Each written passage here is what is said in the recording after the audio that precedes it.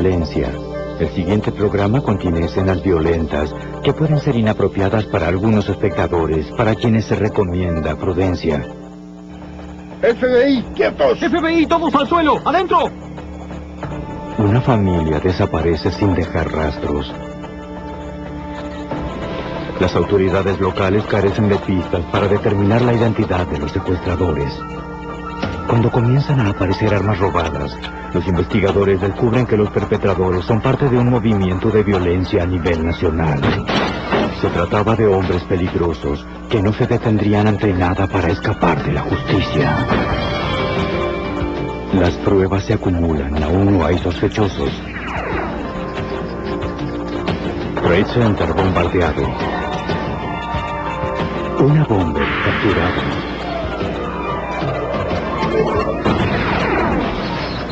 Fugitivo anda suelto. Los archivos del FBI. Cuando una familia fue asesinada en Arkansas, parecía ser un hecho aislado. Pero pronto el crimen resultó ser parte de un ciclo de violencia más amplio que definió una nueva era de terrorismo doméstico. Soy Jim Castron, exdirector del FBI en Nueva York.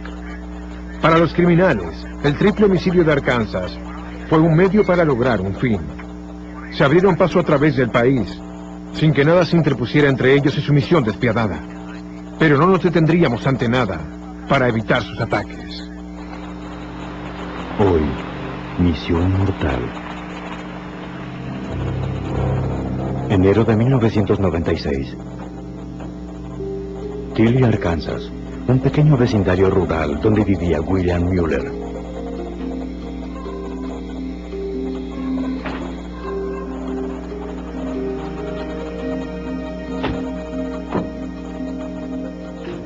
Mueller era aficionado a las armas y trabajaba en forma independiente como electricista. Su esposa Nancy fue a buscar a la escuela a su hija de 8 años, Sarah. Al regresar tras un día de trabajo, los Mueller fueron sorprendidos por 2 hombres en su casa. FBI, todos al suelo, adentro. ¡No se muevan! Las manos en la espalda, ¡No se vamos, señora, muevan! vamos.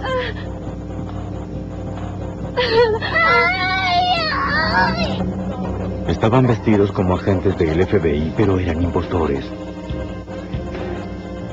Su objetivo era apropiarse de la gran provisión de armas y dinero que Mueller tenía en su casa. ¿Oíste eso? No es nada. ¡Nada! Cuando Mueller, de 52 años, se negó a cooperar, los agresores torturaron a los miembros de la familia.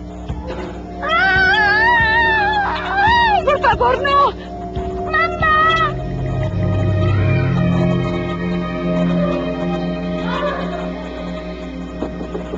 La madre de Nancy Mueller, Arlene Branch, comenzó a preocuparse al no tener noticias de su hija durante 2 semanas. No he visto a mi hija, Nancy. Y acudió al alguacil. Necesito ayuda. Ella se comunica conmigo al menos. Explicó que la familia a menudo viajaba para ver exhibiciones de armas, pero que su hija siempre le telefoneaba al regresar.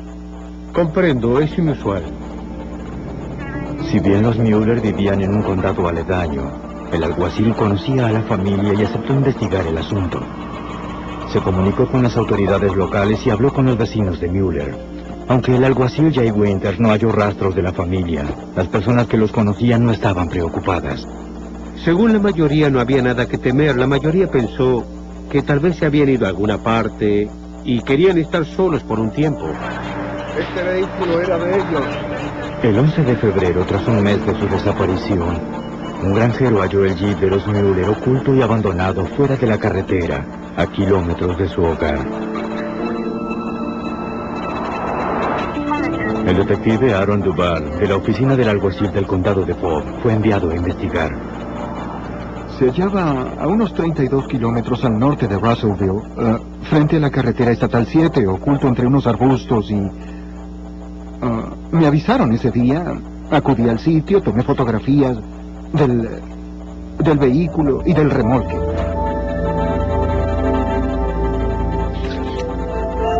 Dentro del jeep, Duval halló el bolso de Nancy Mueller. Tomó su billetera y su identificación personal. El remolque utilizado por Bill Mueller para transportar municiones a las exhibiciones de armas estaba vacío. Transcurrieron varios meses y los Müller aún estaban desaparecidos. A 65 kilómetros de Tilly, una pareja de ancianos disfrutaba de un día de pesca en el brazo del río próximo a Russellville. Mientras aguardaba que un pez mordiera el anzuelo, la mujer sintió algo en su línea.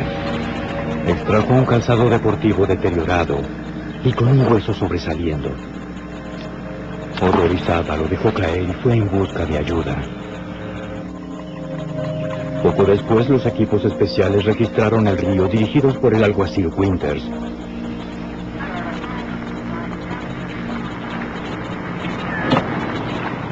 Utilizaron grandes ganchos de metal para dragar el fondo. Los buzos exploraron bajo el agua. Al finalizar el día recuperaron los miembros de un cuerpo. Se trataba de una víctima de asesinato. Había una roca sujeta al torso y el cuerpo presentaba mucha cinta adhesiva. Tenía una especie de bolsa en la cabeza con cinta alrededor de la misma. Para nosotros fue muy perturbador porque se trataba de un caso diferente a los que estábamos acostumbrados. Sin duda, se trataba de una ejecución llevada a cabo por gente muy despiadada. Los investigadores determinaron que era el cuerpo de una mujer de contextura pequeña.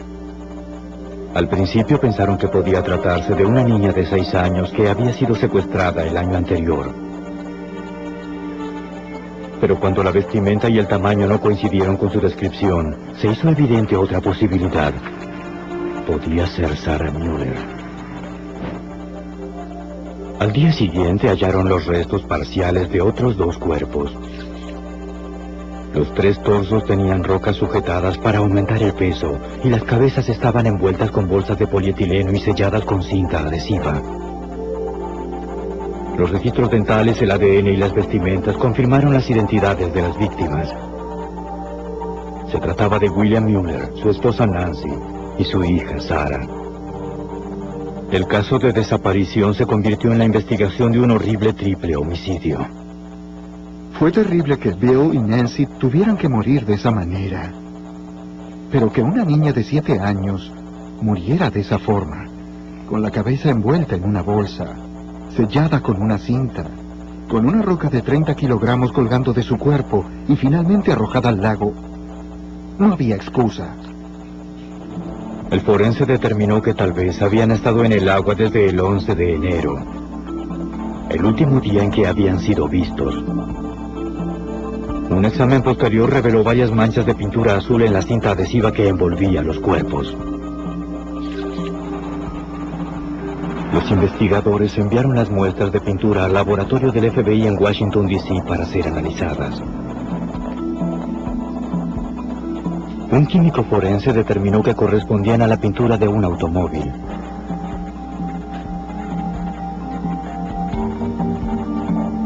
El desafío era hacerlas coincidir con un fabricante y un modelo específico.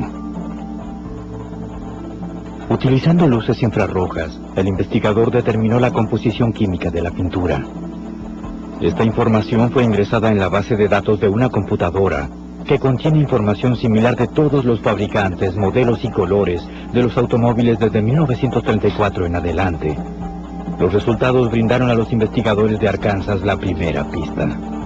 Pensamos que el vehículo en el cual posiblemente habían sido transportadas las víctimas era de color azul, y se determinó que se trataba de un color azul en particular, azul metálico. El FBI especificó que se trataba de un vehículo de General Motors. Los investigadores conjeturaron que estaban al menos tras 2 criminales. Uno debía haber conducido el automóvil azul con los cuerpos en su interior, mientras que el otro lo seguía en el vehículo de los Müller. Para cuando arrojaron los cuerpos al agua, los Müller probablemente ya estaban muertos, asfixiados por las bolsas de polietileno.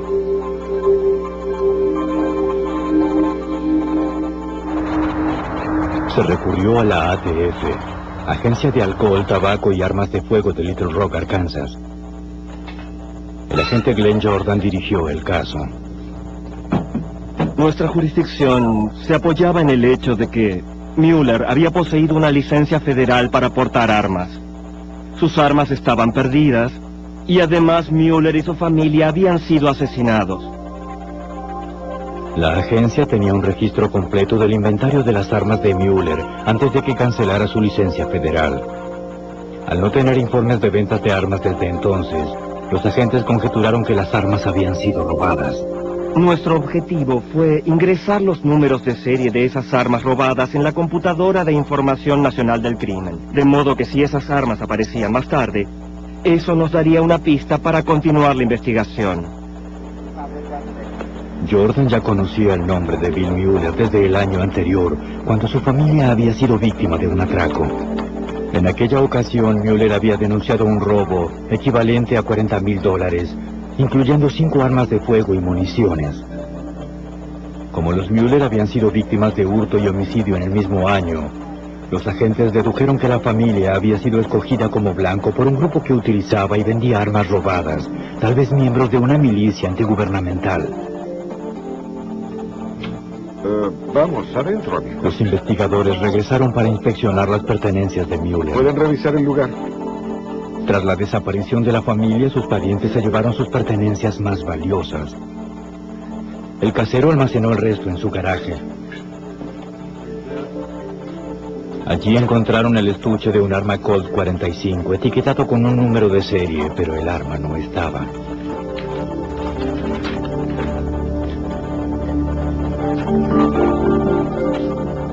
También hallaron una fotografía de la familia con algunos amigos. La agencia ATF ingresó el número de serie de la Colt 45 en el Centro Nacional de Información del Crimen. Entonces hallaron una pista. El arma fue rastreada hasta llegar a un hombre llamado Travis Blake. Él había sido arrestado 5 meses antes en Seattle por posesión ilegal de un arma oculta. ¿Dónde la halló? La compré. Como el arma que tenía ahora estaba vinculada con otro crimen, Blake fue arrestado nuevamente por la policía de Seattle, esta vez por posesión de un arma robada. Y además implicada en un crimen. ¿Qué sabe de eso? Jordan y Duval volaron hacia el estado de Washington para interrogarlo. ¿Sabe quiénes eran? El señor Blake fue interrogado, informó al departamento de policía de Seattle que había comprado el arma en una exhibición de armamento en Seattle, Washington. Además describió a los 2 individuos a quienes les había comprado el arma. Se acordaba particularmente de uno. Los investigadores le mostraron la fotografía hallada entre las pertenencias de los Müller. Blake identificó a uno de los hombres que le había vendido el arma. Ese es él. ¿Este? Sí. Sí, ese es. Su nombre era Keith Collins. Los agentes les preguntaron a los amigos de Bill y Nancy Müller si habían oído de él. Collins en una época había intimado con los Müller. Habían concurrido a exhibiciones de armas juntos. Ella es Nancy. Los investigadores descubrieron que el verdadero nombre de Keith Collins era Kirby Kehoe. Ese es su nombre verdadero. La agencia ATF descubrió que Kirby Kehoe tenía amplios antecedentes de infracciones con armas de fuego. Además, estaba activamente involucrado en movimientos de supremacía blanca. Los miembros de esta fracción, cada vez más numerosa, son marcadamente antigubernamentales, están bien armados y se consideran peligrosos. Kehoe se convirtió en el primer sospechoso del triple homicidio de los Müller. Pero los investigadores necesitaban más evidencia antes de realizar un arresto. Ya regresa Archivos Forenses. Casi un año después del atraco y triple homicidio de Bill, Nancy y Sarah Müller, los investigadores aún estaban en la casa de los criminales, que según conjeturaban eran militantes de la supremacía blanca. En Sioux Falls, Dakota del Sur, 11 meses después del crimen, un oficial notó un Chevy Suburban de color azul estacionado en un espacio para discapacitados.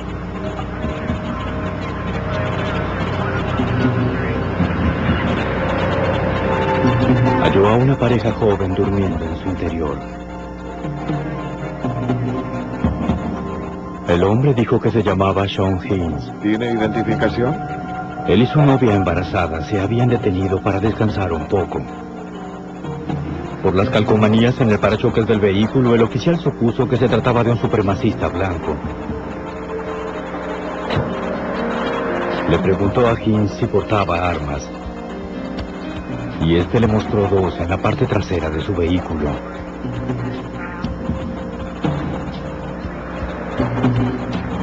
El oficial controló los números de serie y descubrió que eran robadas. Una de ellas, un rifle AR-15, había sido tomado de la casa de los Mueller en Arkansas. Hinz fue arrestado. Cuando los investigadores de Arkansas se enteraron de que algunas armas de Mueller habían aparecido en Dakota del Sur, viajaron hasta allí para interrogar a Hinz. Toma, aquí tienes. Quédate con el resto. Hinz confesó que había canjeado otra arma por el rifle AR-15 en un motel del estado de Washington 6 meses atrás. ¿Cómo llegaron allí? El nombre del hombre con el que había negociado era Chevy Kehoe, el hijo mayor de Kirby Kehoe.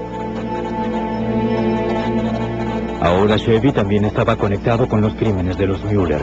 Sin embargo, los investigadores aún no habían acabado con Hinz. Tomaron una muestra de pintura de su Suburban azul. Pero los expertos determinaron que la muestra no coincidía con la pintura hallada en la cinta adhesiva que envolvía a los cuerpos. Hinz no tenía nada más que ofrecer.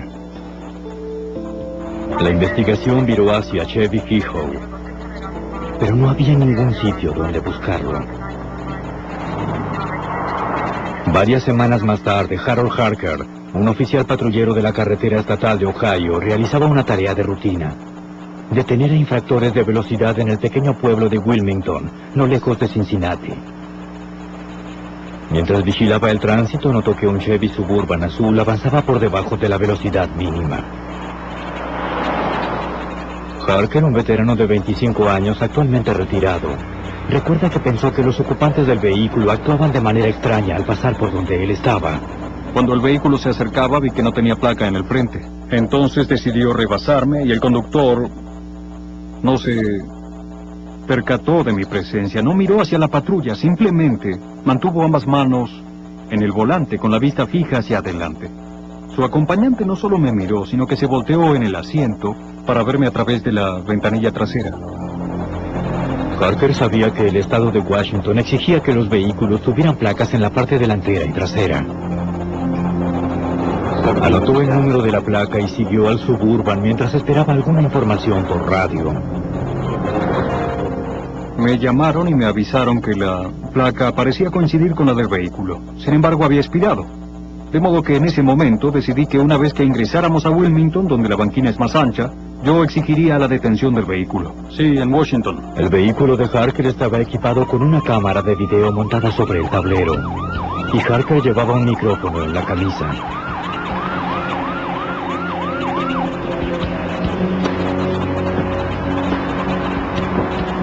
Harker le pidió al conductor y su acompañante que se identificaran. Buenas tardes, caballeros. Buenas tardes. ¿Puedo ver su licencia? No la tengo.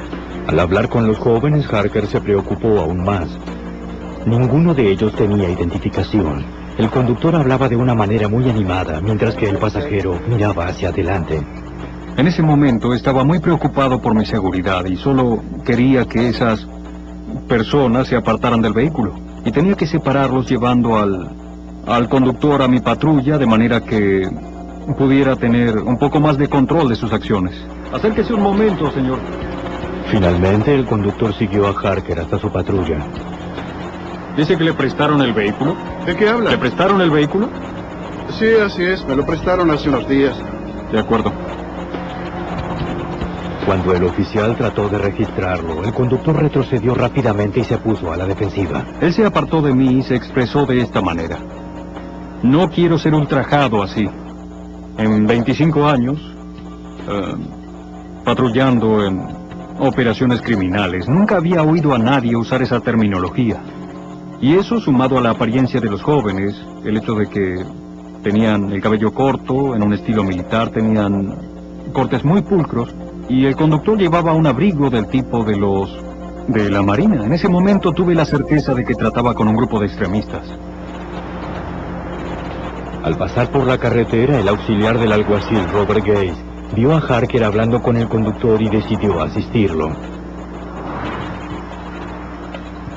Esta es una práctica común, ya que los oficiales a menudo trabajan solos en las zonas rurales del estado. Su principal objetivo consiste en controlar la situación general. No se involucre en el interrogatorio ni dé indicaciones. Ese es mi trabajo. Su trabajo consiste en observar y supervisar. Los hombres le dijeron que estaban buscando trabajo en zonas de construcción. Harker le dijo al conductor que si él y su pasajero no podían presentar una identificación, su vehículo sería confiscado.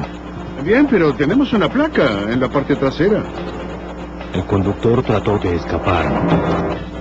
¡Vuelve aquí, muchacho! ¡Regresa! ¡Vamos, ven aquí! No me importa, no quiero. Cuando los dos oficiales trataron de atraparlo, el pasajero salió del vehículo y comenzó a disparar. No dispare, no dispare, no estoy armado. No hice nada, yo no hice nada. El pasajero huyó del lugar, mientras Harker trataba de retener al conductor. ¡Salga del auto! Su brazo quedó atorado en la puerta, pero logró liberarse. El otro sospechoso huyó en dirección al bosque. Gates lo persiguió.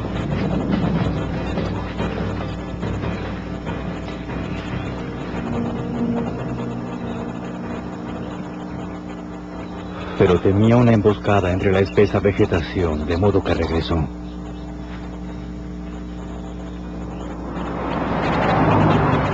Harker, de nuevo en su automóvil y con un impacto en el neumático, solicitó ayuda. Poco después, el resto del Departamento de Policía de Ohio en Wilmington fue notificado del tiroteo. El oficial Robert Martin oyó el comunicado y luego observó un Suburban en el garaje de una compañía de abastecimiento eléctrico. Confirmó su ubicación mientras se dirigía a investigar. 16, vehículo sospechoso, daré detalles. El conductor del Suburban abrió fuego.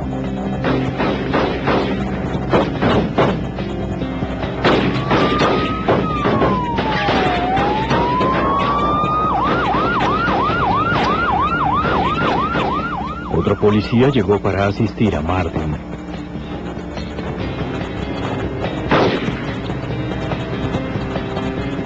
El sospechoso desapareció en la zona industrial. Disparó 32 veces y un transeúnte resultó herido. Ya regresa Archivos Forenses. Los sospechosos de los tiroteos aún estaban libres. La agencia ATF y la Policía Estatal de Ohio examinaron la segunda escena del tiroteo y el Chevy Suburban. Toda la escena del crimen fue revisada en busca de huellas digitales que determinaran las identidades de los agresores. 118 en la parte trasera del vehículo. Dentro del vehículo hallaron rifles, municiones, provisiones militares y equipos médicos. Los investigadores rastrearon los pertrechos a través de los recibos suministrados por los fabricantes.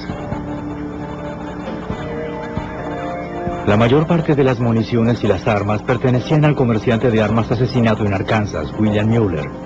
La magnitud de las provisiones militares sugería que los asaltantes eran miembros agresivos de un grupo antigubernamental. Los investigadores de Ohio notificaron al FBI. El agente del FBI, Bill Hargraves, de la Oficina Regional de Cincinnati, dirigió la investigación. El hecho se convirtió en un caso de terrorismo doméstico. Básicamente, por los elementos que fueron hallados en el Suburban. Había abundantes armas, municiones, uniformes de oficiales, equipos e identificaciones de miembros de las fuerzas del orden. Sí, habla el oficial Herman de la Policía Estatal de Ohio. La Policía Estatal de Ohio verificó el registro del Suburban hasta llegar a un hombre llamado Jacob Sittle de Spokane, Washington. En otro estado y viajando. Sittle le dijo al oficial que el día del tiroteo había estado con amigos en el estado de Washington, a más de 3.200 kilómetros de Ohio. ¿Tiene idea dónde se encuentra? También aseguró haber vendido el vehículo a un hombre llamado Chevy Kehoe. ¿No sabe dónde está su vehículo? A las autoridades les llevaría varios días corroborar la historia de Sittle. La Policía Estatal de Ohio comparó la fotografía de la licencia de conducir de Sittle con las imágenes de los fugitivos captadas en la cinta de video. coincidieron. Pero la cinta de video seguía siendo la mejor pista. La Policía Estatal de Ohio distribuyó la grabación a nivel nacional para tratar de descubrir las identidades de los agresores. El video del tiroteo se transformó en la noticia principal en todo el país y produjo el efecto que los investigadores buscaban. Una reportera de Washington reconoció al conductor como un supremacista blanco que había entrevistado varios años atrás para el programa de TV Hard Copy 2. Se ve familiar. Su nombre era Chevy Kehoe. Está involucrado en los hechos del mes pasado. Así es, tiene razón. Varios policías y residentes confirmaron la identificación. De regreso en Arkansas, los investigadores del condado de Pope, que trabajaban en el triple homicidio de los Mueller, también vieron el video. En ese momento vieron a Chevy Kehoe por primera vez. Ellos colaboraron con el estado de Ohio y con los investigadores federales en la cacería, ya que Chevy también era sospechoso de los homicidios de Arkansas. Duval y Jordan viajaron a Ohio para encontrarse con el agente del FBI Hargraves y compartir información. Es un hecho aislado. Le informaron que los criminales habían utilizado un vehículo de General Motors azul para transportar a las víctimas. Hargraves pensó que la conexión era sólida, ya que el vehículo abandonado tras los tiroteos era un Chevy Suburban de color azul y en su interior hallaron más pertenencias de Mueller. Pero ubicarlo en otro estado... El equipo determinó que si las muestras de pintura del Suburban coincidían con los restos de pintura hallados en las víctimas, tendrían evidencia forense vinculando a Chevy Kehoe con los crímenes de Arkansas. En el laboratorio del FBI en Washington, D.C., los expertos determinaron que las manchas de pintura no coincidían con las muestras tomadas en Arkansas. Entonces fue convocado el agente del FBI Jim Shanador, especialista en rastrear terroristas locales como Chevy Kehoe. Descubrimos que ellos habían estado involucrados en actividades militares y que tenían ideas antigubernamentales. En esa época se oponían completamente a las fuerzas del orden, así que aumentó nuestra certeza de qué harían luego. En busca de más información acerca de Chevy Kehoe, un oficial del estado de Washington interrogó a su padre, Kirby, en su casa en Colesville. Ve estas fotos, por favor. El oficial le preguntó si reconocía a los hombres en el video. Kirby no identificó a su hijo Chevy, pero dijo que el otro sujeto era su hijo menor, Shane. Esto nos pareció insólito, ya que, según el video, resultaba muy sencillo identificar al conductor, que era Chevy, pero no era fácil distinguir a Shane.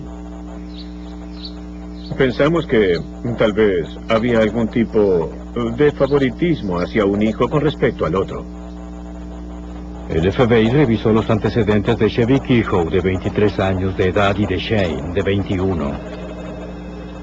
Chevy Kehoe estaba vinculado a varios crímenes. Además de los 3 homicidios en Arkansas, estaba implicado en un crimen en el estado de Washington y otro homicidio ocurrido en Idaho. Además, había hecho una serie de robos, atracos, extorsiones y transporte interestatal de propiedad robada. Se ordenó la captura de los hermanos Kehoe.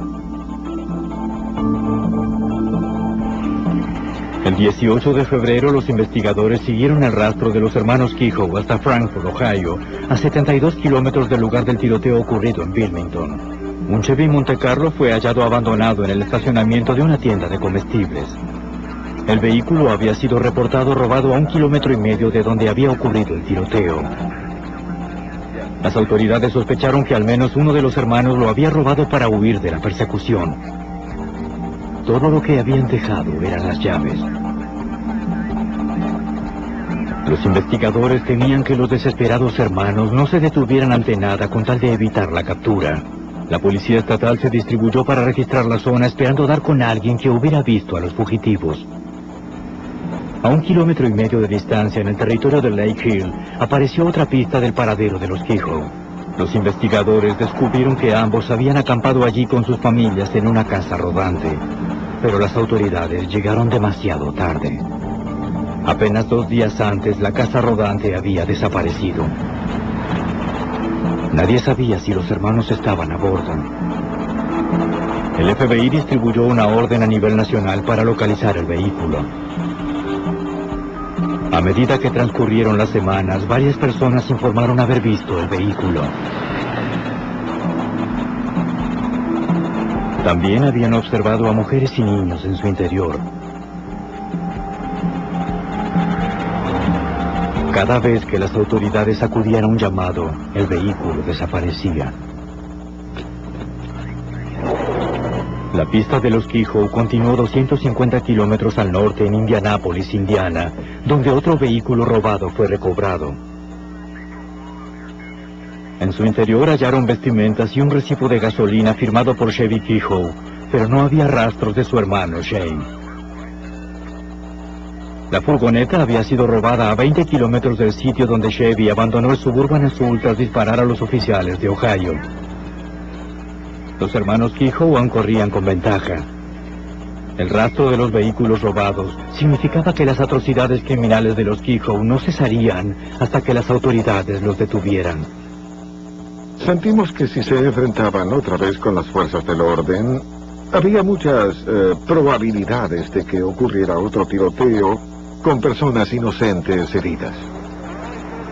Varias semanas después, un patrullero de la carretera de Wyoming halló la casa rodante de los Kehoe averiada y abandonada en un tramo desolado del camino. El FBI fue informado de inmediato para que la llevara hacia la ciudad para realizar una inspección.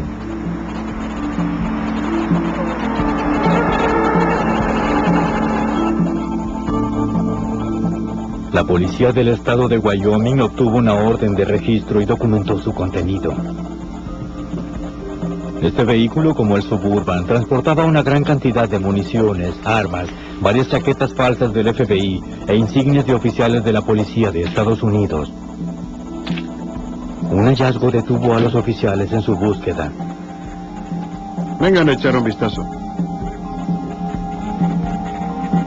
Una gaveta contenía explosivos, entre ellos baterías utilizadas para detonar bombas. Son explosivos. Temiendo una trampa, los agentes llamaron al escuadrón antibombas.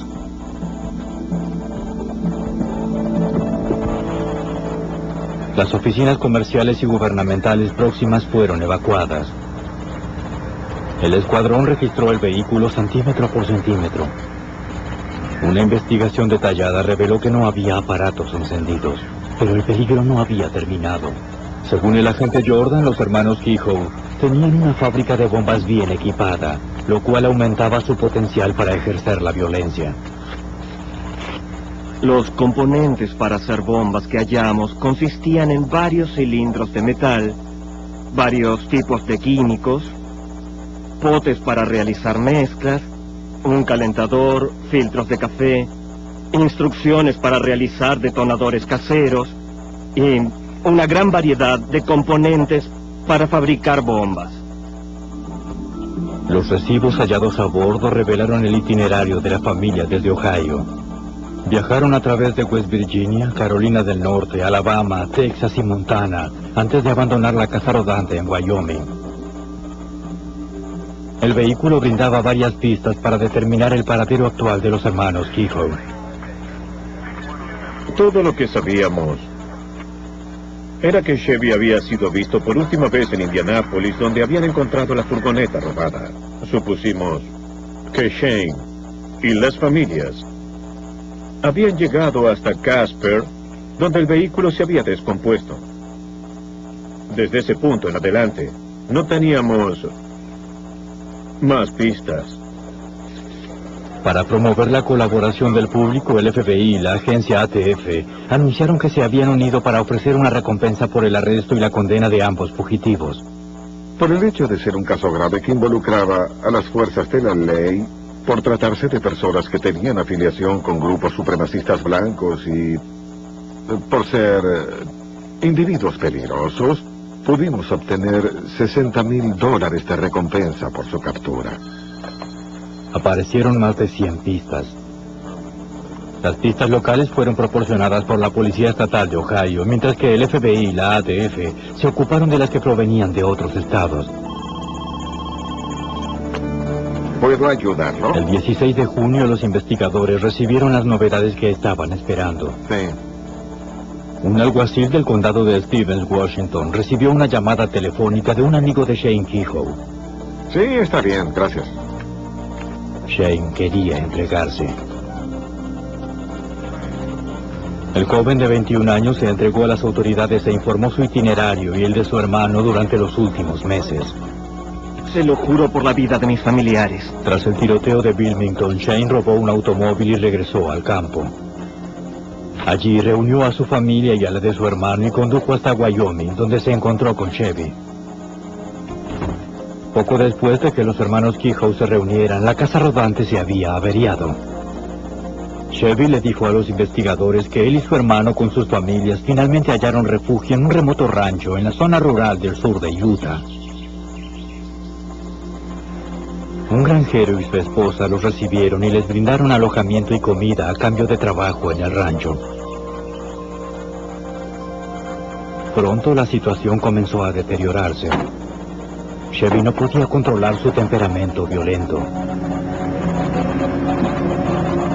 Tanto Shane como su esposa Tana se preocuparon. Chevy hablaba de formar su propio orden de supremacía blanca. Pensó en asesinar a su esposa Karina por tener indígenas americanos entre sus antepasados. Hasta habló de matar a sus propios padres, Kirby y Gloria, para poder criar a sus 6 hermanos restantes según sus creencias. El 12 de junio, casi 4 meses después de los tiroteos de Ohio, Chevy finalmente desplazó su creciente paranoia a su propio hermano. Shane nos explicó que recientemente habían tenido una disputa y que temía por su vida, así también como por la de su familia. Shane también dijo que Chevy tenía varios objetos en su poder que pertenecían a los Mueller. Chevy prácticamente admitió haber asfixiado a la familia Mueller. Sin saber lo que Chevy haría después de eso, Shane y su familia se marcharon de Utah en medio de la noche, conduciendo casi 1.600 kilómetros de regreso al estado de Washington. Las autoridades inspeccionaron el vehículo que conducía Shane en busca de evidencia adicional. Los expertos determinaron que el vehículo que pertenecía a Chevy Kehoe había sido pintado sobre su color azul original. Los resultados de los análisis fueron contundentes.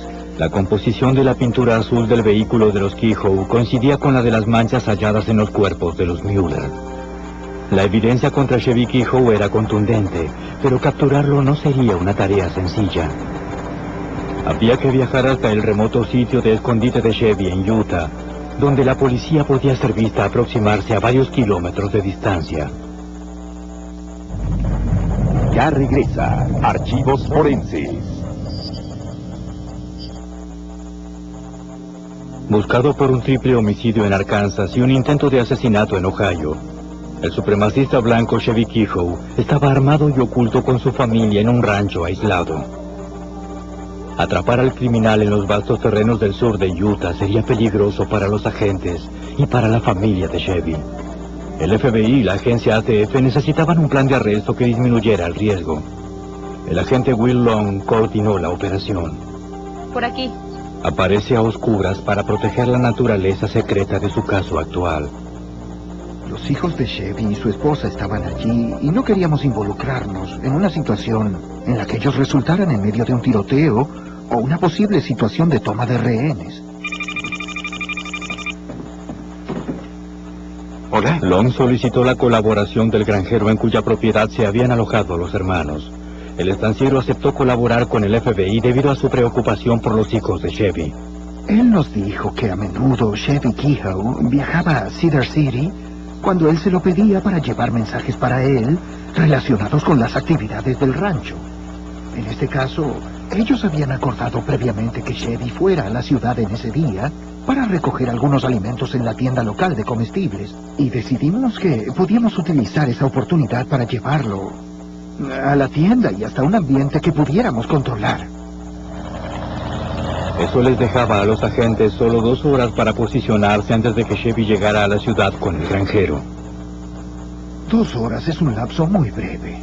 Apostamos unidades de vigilancia a lo largo del camino que estarían en posición para determinar la ubicación de Chevy Kehoe y la del señor Levitt al ingresar en la ciudad.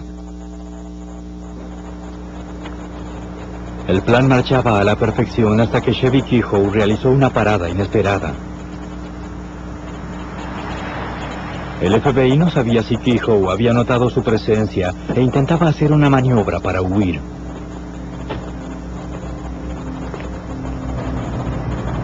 El agente ubicado allí se comunicó por radio para solicitar ayuda. Esperaba instrucciones para capturar a Kehoe o llevar al granjero a salvo. Durante unos momentos nadie supo qué sucedería a continuación. Chevy regresó al vehículo con un refresco.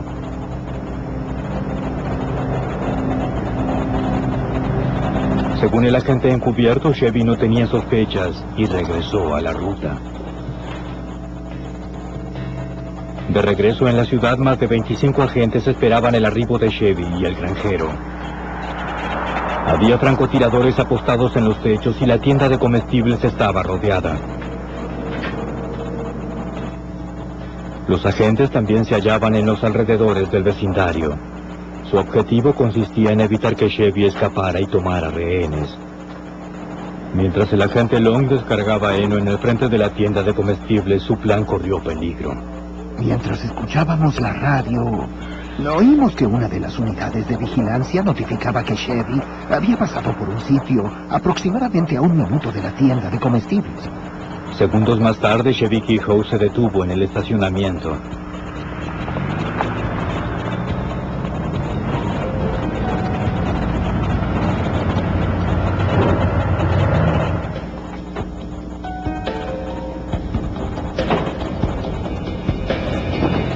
FBI, al suelo. ¡Al suelo! ¡Vamos! Long y su equipo se abalanzaron sobre el sospechoso, sin dejarle tiempo para tomar el arma que llevaba oculta. Tras 5 meses de una cacería a nivel nacional, el FBI finalmente había capturado a Chevy Kehoe. Muy bien, de pie. De regreso en el rancho, aún quedaba pendiente poner bajo custodia a la esposa de Chevy, Karina, y sus 3 hijos. Una vez más, el granjero ofreció su ayuda. Aparentemente, él tenía una lesión en la espalda y Karina rutinariamente salía y abría la cerca para que entrara a la propiedad en un gesto de amabilidad debido a su lesión. Para abrir la puerta, Karina tenía que salir de la casa, dándole a los agentes la oportunidad de arrestarla. Long se ocultó en la parte trasera de la camioneta con otros 2 agentes. Tal como anticipamos, Karina salió y abrió la puerta y, mientras la observaba y se concentraba en manipular el cerrojo, saltamos de la parte trasera del vehículo y... Bien, inmediatamente la registramos y hallamos una pistola de 9 milímetros cargada en su bolsillo trasero. Long obtuvo una orden para revisar el tráiler de Kehoe que estaba en la propiedad del granjero. Antes de hacerlo, el FBI acompañó a los niños hasta afuera y los encomendó al granjero.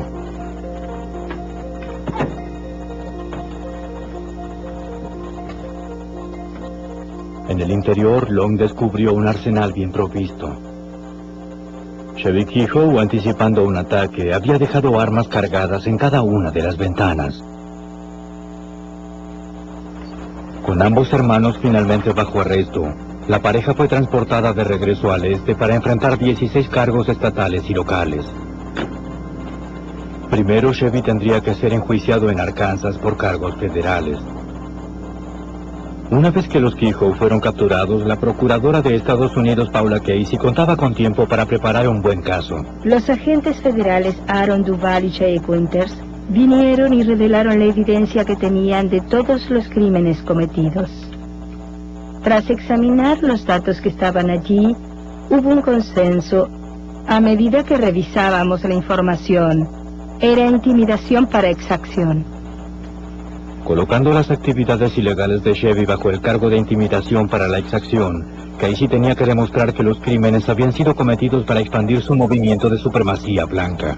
El estatuto de intimidación para la exacción permitió brindar un cuadro completo de lo que ocurrió.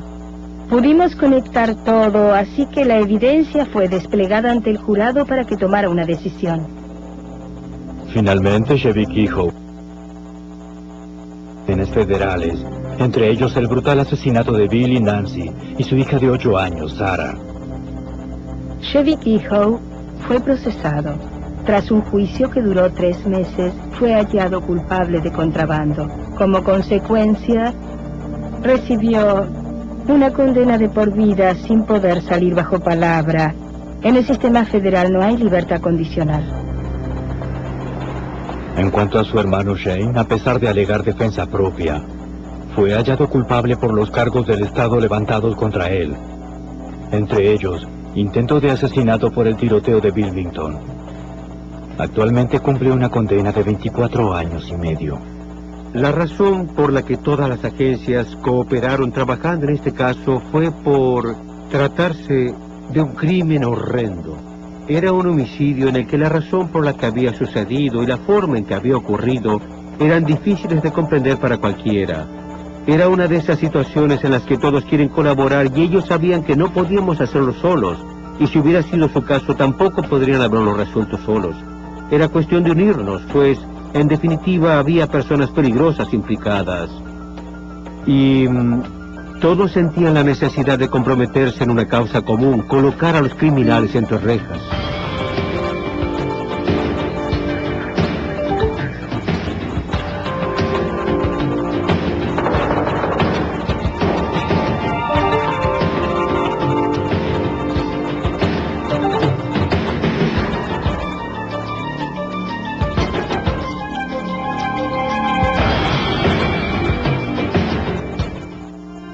De un atraco. En aquella ocasión, Mueller había denunciado un robo equivalente a $40,000, incluyendo 5 armas de fuego y municiones. Como los Mueller habían sido víctimas de hurto y homicidio en el mismo año, los agentes dedujeron que la familia había sido escogida como blanco por un grupo que utilizaba y vendía armas robadas, tal vez miembros de una milicia antigubernamental. Vamos, adentro, amigo. Los investigadores regresaron para inspeccionar las pertenencias de Mueller. ¿Pueden revisar el lugar? Tras la desaparición de la familia, sus parientes se llevaron sus pertenencias más valiosas. El casero almacenó el resto en su garaje. Allí encontraron el estuche de un arma Colt 45, etiquetado con un número de serie, pero el arma no estaba.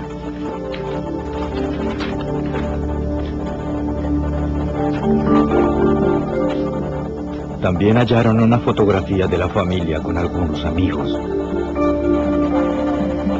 La agencia ATF ingresó el número de serie de la Colt 45 en el Centro Nacional de Información del Crimen. Entonces hallaron una pista. El arma fue rastreada hasta llegar a un hombre llamado Travis Blake. Él había sido arrestado 5 meses antes en Seattle por posesión ilegal de un arma oculta. ¿Dónde la halló? La compré. Como el arma que tenía ahora estaba vinculada con otro crimen, Blake fue arrestado nuevamente por la policía de Seattle, esta vez por posesión de un arma robada. Y además implicada en un crimen. ¿Qué sabe de eso? Jordan y Duval volaron hacia el estado de Washington para interrogarlo. ¿Sabe quiénes eran? El señor Blake fue interrogado. Informó al departamento de policía de Seattle que había comprado el arma en una exhibición de armamento en Seattle, Washington. Además describió a los 2 individuos a quienes les había comprado el arma. Se acordaba particularmente de uno. Los investigadores le mostraron la fotografía hallada entre las pertenencias de los Mueller. Blake identificó a uno de los hombres que le había vendido el arma. Ese es él. ¿Este? Sí. Sí, ese es. Su nombre era Keith Collins. Los agentes les preguntaron a los amigos de Bill y Nancy Mueller si habían oído de él. Collins en una época había intimado con los Mueller. Habían concurrido a exhibiciones de armas juntos. Ella es Nancy. Los investigadores descubrieron que el verdadero nombre de Keith Collins era Kirby Kehoe. Ese es su nombre verdadero. La agencia ATF descubrió que Kirby Kehoe tenía amplios antecedentes de infracciones con armas de fuego. Además, estaba activamente involucrado en movimientos de supremacía blanca. Los miembros de esta fracción, cada vez más numerosa, son marcadamente antigubernamentales. Están bien armados y se consideran... Aumentó nuestra certeza de qué harían luego. En busca de más información acerca de Chevy Kehoe, un oficial del estado de Washington interrogó a su padre, Kirby, en su casa en Colesville. Ve estas fotos, por favor. El oficial le preguntó si reconocía a los hombres en el video. Kirby no identificó a su hijo Chevy, pero dijo que el otro sujeto era su hijo menor, Shane. Esto nos pareció insólito, ya que, según el video, resultaba muy sencillo identificar al conductor, que era Chevy, pero no era fácil distinguir a Shane. Pensamos que tal vez había algún tipo de favoritismo hacia un hijo con respecto al otro. El FBI revisó los antecedentes de Chevy Kehoe, de 23 años de edad, y de Shane, de 21. Chevy Kehoe estaba vinculado a varios crímenes. Además de los 3 homicidios en Arkansas, estaba implicado en un crimen en el estado de Washington y otro homicidio ocurrido en Idaho. Además, había hecho una serie de robos, atracos, extorsiones y transporte interestatal de propiedad robada. Se ordenó la captura de los hermanos Kehoe. El 18 de febrero, los investigadores siguieron el rastro de los hermanos Kehoe hasta Frankfort, Ohio, a 72 kilómetros del lugar del tiroteo ocurrido en Wilmington. Un Chevy Monte Carlo fue hallado abandonado en el estacionamiento de una tienda de comestibles. El vehículo había sido reportado robado a 1,5 kilómetros de donde había ocurrido el tiroteo. Las autoridades sospecharon que al menos uno de los hermanos lo había robado para huir de la persecución. Todo lo que habían dejado eran las llaves. Los investigadores temían que los desesperados hermanos no se detuvieran ante nada con tal de evitar la captura. La policía estatal se distribuyó para registrar la zona, esperando dar con alguien que hubiera visto a los fugitivos. A 1,5 kilómetros de distancia, en el territorio de Lake Hill, apareció otra pista del paradero de los Kehoe. Los investigadores descubrieron que ambos habían acampado allí con sus familias en una casa rodante, pero las autoridades llegaron demasiado tarde. Apenas 2 días antes, la casa rodante había desaparecido. Nadie sabía si los hermanos estaban a bordo. El FBI distribuyó una orden a nivel nacional para localizar el vehículo. A medida que transcurrieron las semanas, varias personas informaron haber visto el vehículo. También habían observado a mujeres y niños en su interior. Homicidios de Arkansas. Duvall y Jordan viajaron a Ohio para encontrarse con el agente del FBI, Hargraves, y compartir información. Es un hecho aislado.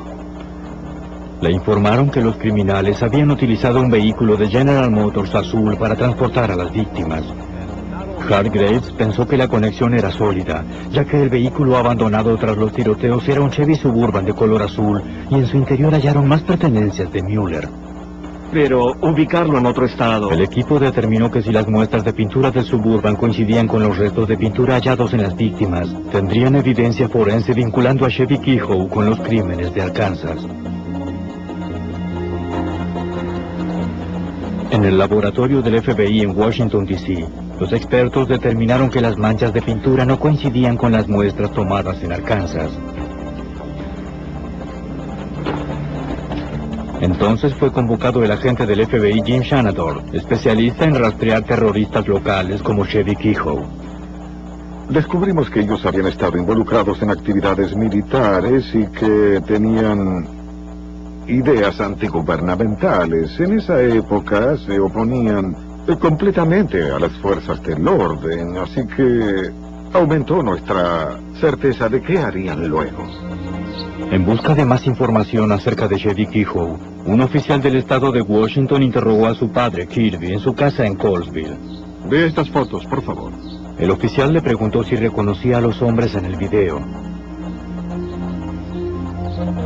Kirby no identificó a su hijo Chevy, pero dijo que el otro sujeto era su hijo menor, Shane. Esto nos pareció insólito, ya que, según el video, resultaba muy sencillo identificar al conductor, que era Chevy. Pero no era fácil distinguir a Shane.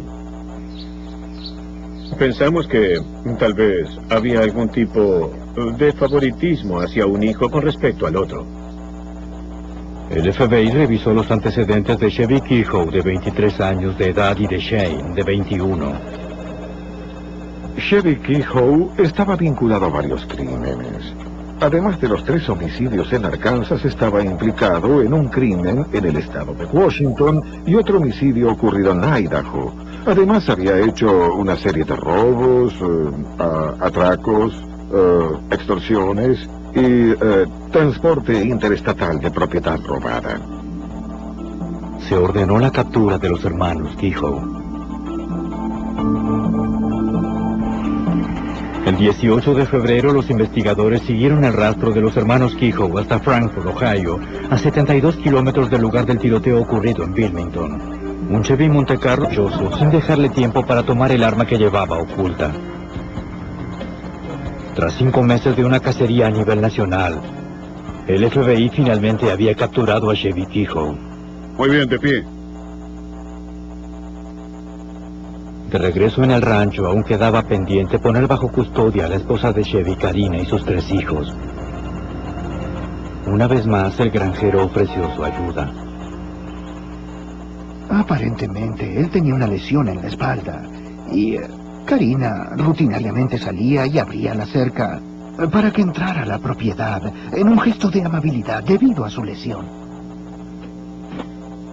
Para abrir la puerta, Karina tenía que salir de la casa, dándole a los agentes la oportunidad de arrestarla. Long se ocultó en la parte trasera de la camioneta con otros 2 agentes.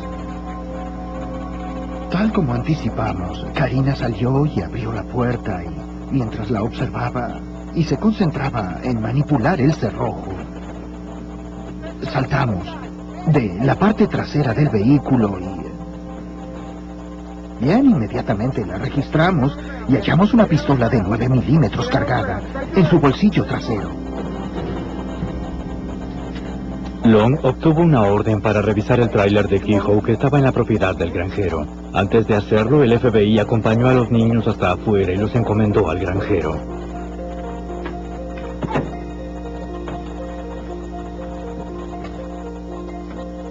En el interior, Long descubrió un arsenal bien provisto.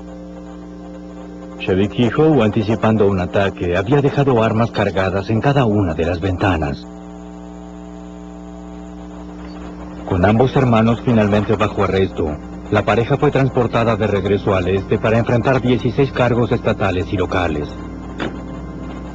Primero, Chevy tendría que ser enjuiciado en Arkansas por cargos federales. Una vez que los Kehoe fueron capturados, la procuradora de Estados Unidos, Paula Casey, contaba con tiempo para preparar un buen caso. Los agentes federales Aaron Duval y Jay Winters vinieron y revelaron la evidencia que tenían de todos los crímenes cometidos. Tras examinar los datos que estaban allí, hubo un consenso. A medida que revisábamos la información, era intimidación para exacción. Colocando las actividades ilegales de Chevy bajo el cargo de intimidación para la exacción, Casey tenía que demostrar que los crímenes habían sido cometidos para expandir su movimiento de supremacía blanca. El estatuto de intimidación para la exacción permitió brindar un cuadro completo de lo que ocurrió. Pudimos conectar todo, así que la evidencia fue desplegada ante el jurado para que tomara una decisión. Una vez más, el granjero ofreció su ayuda. Aparentemente, él tenía una lesión en la espalda y Karina rutinariamente salía y abría la cerca para que entrara a la propiedad en un gesto de amabilidad debido a su lesión. Para abrir la puerta, Karina tenía que salir de la casa, dándole a los agentes la oportunidad de arrestarla. Long se ocultó en la parte trasera de la camioneta con otros 2 agentes. Tal como anticipamos, Karina salió y abrió la puerta y, mientras la observaba y se concentraba en manipular el cerrojo, saltamos de la parte trasera del vehículo y... Bien, inmediatamente la registramos y hallamos una pistola de 9 milímetros cargada en su bolsillo trasero. Long obtuvo una orden para revisar el tráiler de Kehoe que estaba en la propiedad del granjero. Antes de hacerlo, el FBI acompañó a los niños hasta afuera y los encomendó al granjero.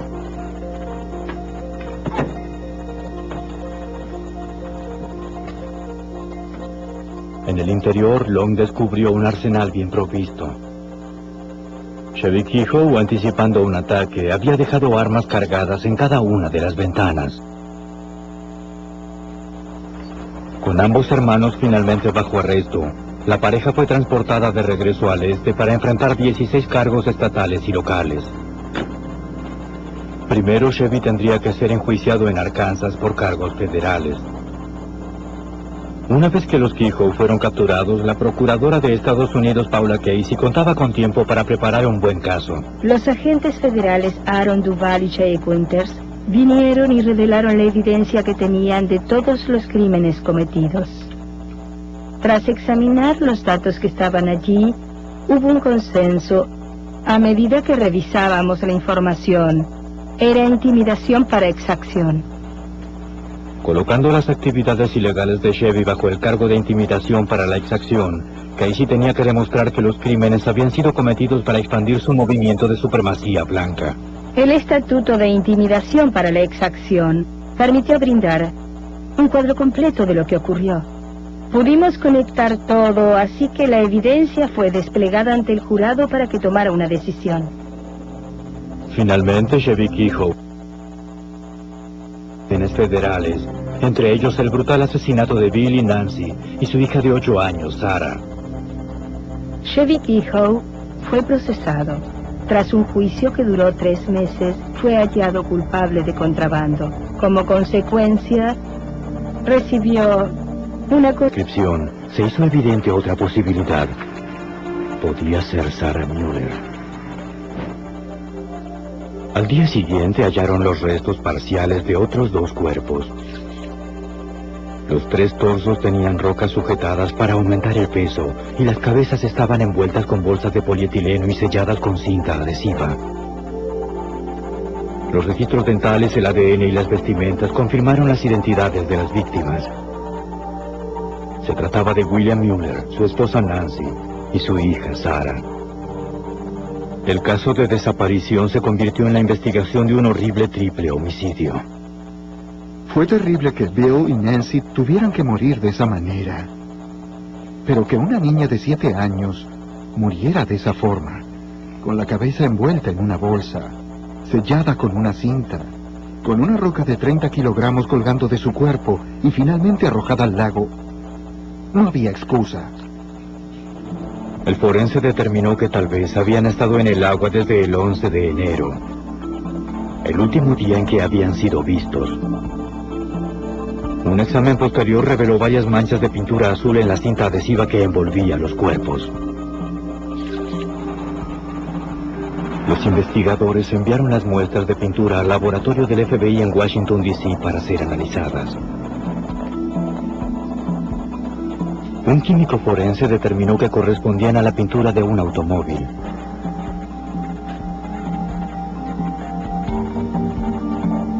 El desafío era hacerlas coincidir con un fabricante y un modelo específico. Utilizando luces infrarrojas, el investigador determinó la composición química de la pintura. Esta información fue ingresada en la base de datos de una computadora que contiene información similar de todos los fabricantes, modelos y colores de los automóviles desde 1934 en adelante. Los resultados brindaron a los investigadores de Arkansas la primera pista. Pensamos que el vehículo en el cual posiblemente habían sido transportadas las víctimas era de color azul, y se determinó que se trataba de un color azul en particular, azul metálico. El FBI especificó que se trataba de un vehículo de General Motors. Los investigadores conjeturaron que estaban al menos tras 2 criminales. Uno debía haber conducido el automóvil azul con los cuerpos en su interior, mientras que el otro lo seguía en el vehículo de los Mueller. Para cuando arrojaron los cuerpos al agua, los Mueller probablemente ya estaban muertos, asfixiados por las bolsas de polietileno.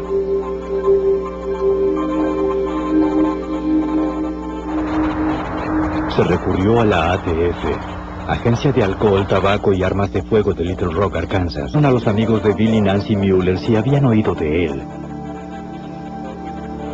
Collins en una época había intimado con los Mueller. Habían concurrido a exhibiciones de armas juntos. Ella es Nancy.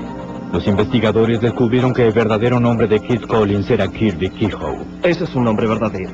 La agencia ATF descubrió que Kirby Kehoe tenía amplios antecedentes de infracciones con armas de fuego.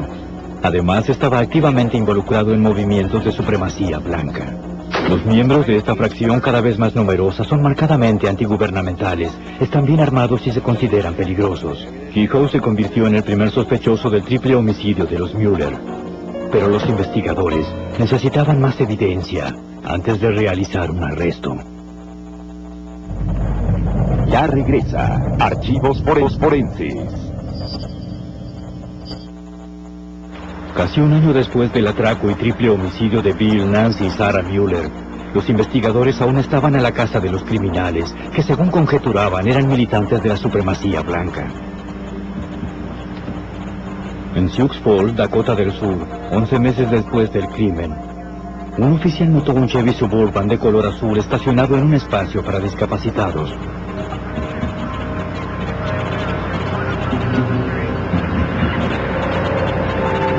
Halló a una pareja joven durmiendo en su interior. El hombre dijo que se llamaba Sean Haynes. ¿Tiene identificación? Él y su novia embarazada se habían detenido para descansar un poco. Por las calcomanías en el parachoques del vehículo, el oficial supuso que se trataba de un supremacista blanco. Le preguntó a Haynes si portaba armas, y este le mostró dos en la parte trasera de su vehículo.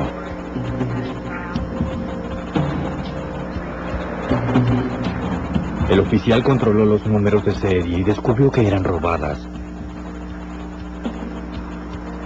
Una de ellas, un rifle AR-15, había sido tomado de la casa de los Mueller en Arkansas. Haynes fue arrestado. Cuando los investigadores de Arkansas se enteraron de que algunas armas de Mueller habían aparecido en Dakota del Sur, viajaron hasta allí para interrogar a Haynes. Toma, aquí tienes. Quédate con el resto. Haynes confesó que había canjeado otra arma por el rifle AR-15 en un motel del estado de Washington 6 meses atrás. ¿Cómo llegaron allí? El nombre del hombre con el que había negociado era Chevy Kehoe, el hijo mayor de Kirby Kehoe. Ahora Chevy también estaba conectado con los crímenes de los Mueller. Sin embargo, los investigadores aún no habían acabado con Haynes. Tomó parte de un movimiento de violencia a nivel nacional. Se trataba de hombres peligrosos que no se detendrían ante nada para escapar de la justicia. Las pruebas se acumulan, aún no hay sospechosos. Trade Center bombardeado. Una bomba capturada.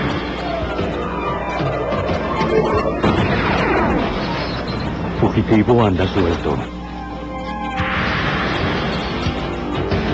Los archivos del FBI. Cuando una familia fue asesinada en Arkansas, parecía ser un hecho aislado. Pero pronto el crimen resultó ser parte de un ciclo de violencia más amplio que definió una nueva era de terrorismo doméstico. Soy Jim Castron, exdirector del FBI en Nueva York. Para los criminales, el triple homicidio de Arkansas fue un medio para lograr un fin. Se abrieron paso a través del país, sin que nada se interpusiera entre ellos y su misión despiadada.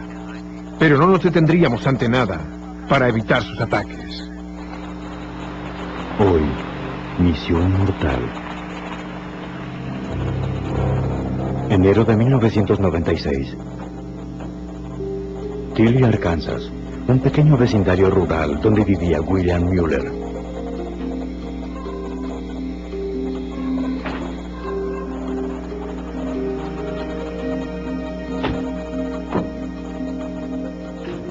Mueller era aficionado a las armas y trabajaba en forma independiente como electricista.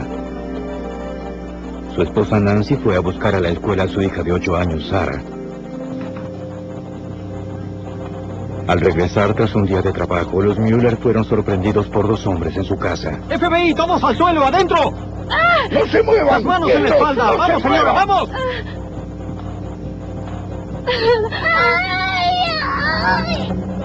Estaban vestidos como agentes del FBI, pero eran impostores. Su objetivo era apropiarse de la gran provisión de armas y dinero que Müller tenía en su casa. ¿Oíste eso? ¡No es nada! ¡Nada! Cuando Müller, de 52 años, se negó a cooperar, los agresores torturaron a los miembros de la familia. ¡Ay, por favor, no! ¡Mamá!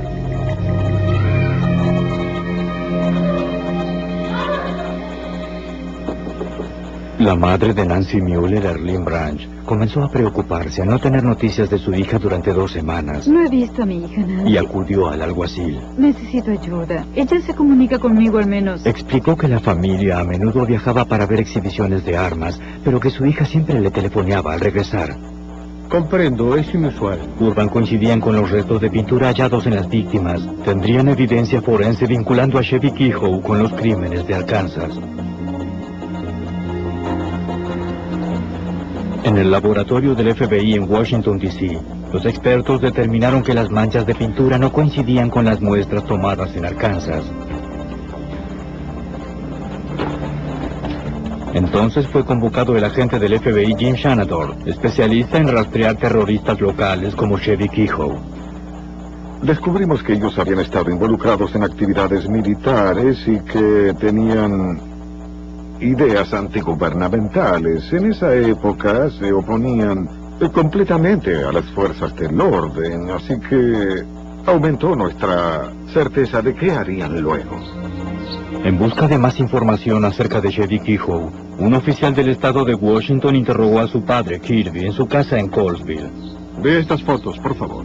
El oficial le preguntó si reconocía a los hombres en el video.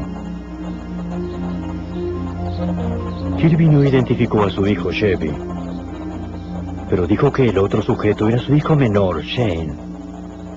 Esto nos pareció insólito, ya que, según el video, resultaba muy sencillo identificar al conductor, que era Chevy, pero no era fácil distinguir a Shane. Pensamos que tal vez había algún tipo de favoritismo hacia un hijo con respecto al otro. El FBI revisó los antecedentes de Chevy Kehoe, de 23 años de edad, y de Shane, de 21. Chevy Kehoe estaba vinculado a varios crímenes. Además de los 3 homicidios en Arkansas, estaba implicado en un crimen en el estado de Washington y otro homicidio ocurrido en Idaho. Además, había hecho una serie de robos, atracos, extorsiones y transporte interestatal de propiedad robada. Se ordenó la captura de los hermanos Kehoe. El 18 de febrero, los investigadores siguieron el rastro de los hermanos Kehoe hasta Frankfort, Ohio, a 72 kilómetros del lugar del tiroteo ocurrido en Wilmington. Un Chevy Montecarlo fue hallado abandonado en el estacionamiento de una tienda de comestibles. El vehículo había sido reportado robado a 1,5 kilómetros de donde había ocurrido el tiroteo. Las autoridades sospecharon que al menos uno de los hermanos lo había robado para huir de la persecución. Todo lo que habían dejado eran las llaves. Los investigadores temían que los desesperados hermanos no se detuvieran ante nada con tal de evitar la captura. La policía estatal se distribuyó para registrar la zona, esperando dar con... Jane nos explicó que recientemente habían tenido una disputa y que temía por su vida, así también como por la de su familia. Shane también dijo que Chevy tenía varios objetos en su poder que pertenecían a los Müller. Chevy prácticamente admitió haber asfixiado a la familia Müller. Sin saber lo que Chevy haría después de eso, Shane y su familia se marcharon de Utah en medio de la noche, conduciendo casi 1,600 kilómetros de regreso al estado de Washington. Las autoridades inspeccionaron el vehículo que conducía Shane en busca de evidencia adicional. Los expertos determinaron que el vehículo que pertenecía a Chevy Kehoe había sido pintado sobre su color azul original. Los resultados de los análisis fueron contundentes. La composición de la pintura azul del vehículo de los Kehoe coincidía con la de las manchas halladas en los cuerpos de los Mueller. La evidencia contra Chevy Kehoe era contundente, pero capturarlo no sería una tarea sencilla. Había que viajar hasta el remoto sitio de escondite de Chevy en Utah, donde la policía podía ser vista aproximarse a varios kilómetros de distancia. Ya regresa Archivos Forenses. Buscado por un triple homicidio en Arkansas y un intento de asesinato en Ohio, el supremacista blanco Chevy Kehoe estaba armado y oculto con su familia en un rancho aislado. Atrapar al criminal en los vastos terrenos del sur de Utah sería peligroso para los agentes y para la familia de Chevy. El FBI y la agencia ATF necesitaban un plan de arresto que disminuyera el riesgo. El agente Will Long coordinó la operación. Por aquí. Aparece a oscuras para proteger la naturaleza secreta de su caso actual. Los hijos de Chevy y su esposa estaban allí y no queríamos involucrarnos en una situación en la que ellos resultaran en medio de un tiroteo o una posible situación de toma de rehenes. Hola. Long solicitó la colaboración del granjero en cuya propiedad se habían alojado los hermanos. El estanciero aceptó colaborar con el FBI debido a su preocupación por los hijos de Chevy. Él nos dijo que a menudo Chevy Kehoe viajaba a Cedar City cuando él se lo pedía para llevar mensajes para él relacionados con las actividades del rancho. En este caso, ellos habían acordado previamente que Chevy fuera a la ciudad en ese día para recoger algunos alimentos en la tienda local de comestibles, y decidimos que podíamos utilizar esa oportunidad para llevarlo a la tienda y hasta un ambiente que pudiéramos controlar. Eso les dejaba a los agentes solo 2 horas para posicionarse antes de que Chevy llegara a la ciudad. Morir de esa manera. Pero que una niña de 7 años muriera de esa forma, con la cabeza envuelta en una bolsa, sellada con una cinta, con una roca de 30 kilogramos colgando de su cuerpo y finalmente arrojada al lago, no había excusa. El forense determinó que tal vez habían estado en el agua desde el 11 de enero, el último día en que habían sido vistos. Un examen posterior reveló varias manchas de pintura azul en la cinta adhesiva que envolvía los cuerpos. Los investigadores enviaron las muestras de pintura al laboratorio del FBI en Washington, D.C. para ser analizadas. Un químico forense determinó que correspondían a la pintura de un automóvil.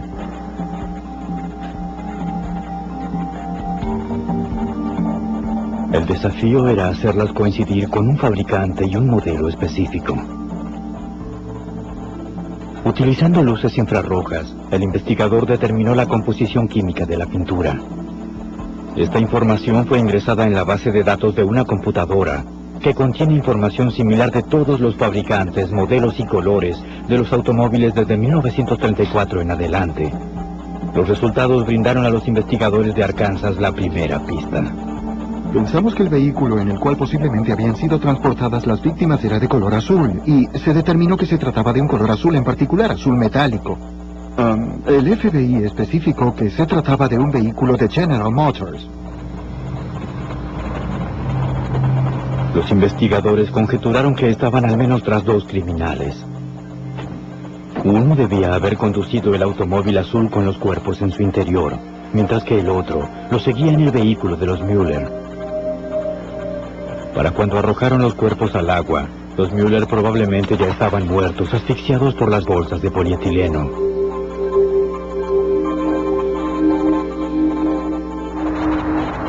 Se recurrió a la ATF, Agencia de Alcohol, Tabaco y Armas de Fuego de Little Rock, Arkansas. El agente Glenn Jordan dirigió el caso. Nuestra jurisdicción se apoyaba en el hecho de que Mueller había poseído una licencia federal para portar armas. Sus armas estaban perdidas y además Mueller y su familia habían sido asesinados. La agencia tenía un registro completo del inventario de las armas de Mueller antes de que cancelara su licencia federal.